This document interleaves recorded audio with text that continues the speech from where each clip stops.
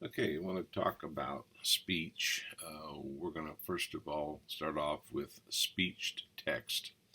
As I said in the other document, it's very difficult to do that on the Windows side. You actually have to pay for either Windows the 365, Office 365, or you have to pay for a third party software package in order to do that. And I just want to show you the capability and talk about it momentarily.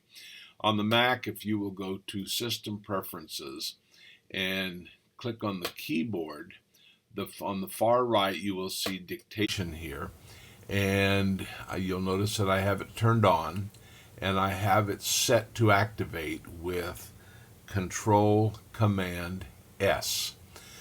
Excuse me. And this is showing you that the internal microphone is hearing me. So I can close and click where I want to. I'm going to hit Control Command, and over here a little microphone comes up. And I'm going to click on that microphone. Now is the time for all good men to come to the aid of their party. And I'm going to click done. And there is my text. Now that is how we do text or speech to text. But in order to do text to speech, we need to go back to System Preferences and this time go down to Accessibility down here, this blue one. And there is speech. And it's chosen the voice Alex. I'm going to choose Fred. You can customize it. The speaking rate, I'm going to leave it at normal. And right down here, this is very important. Option Escape. Those key combination is what will activate that.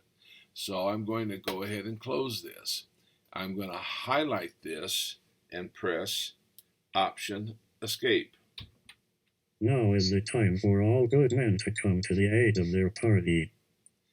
That is how you go from text to speech.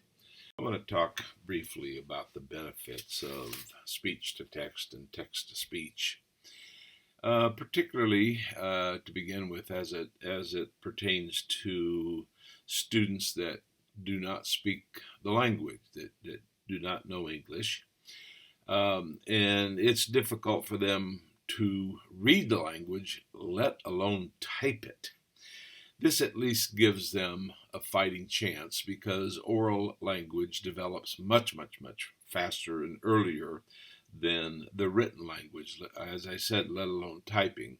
So this gives an ESL student at least an opportunity to use this as a crutch to get them through while they're learning the language, and they can participate academically in subject areas that they would not be able to normally be competitive in.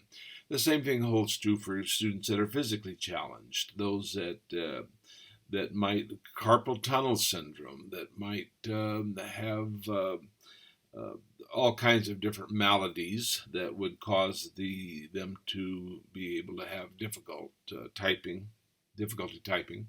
And then there's just poor typists, the kids that haven't learned how to type. This gives them all a fighting chance to be able to submit work that in the different subject areas where they would not get that opportunity if they were to be required to type everything in by hand. Then we moved to text to speech, and here again we are talking about the ESL students because their oral language develops way before written, and as I said, let alone typing. And they're going to hear errors that they will never see on a typed page because of the oral language capability.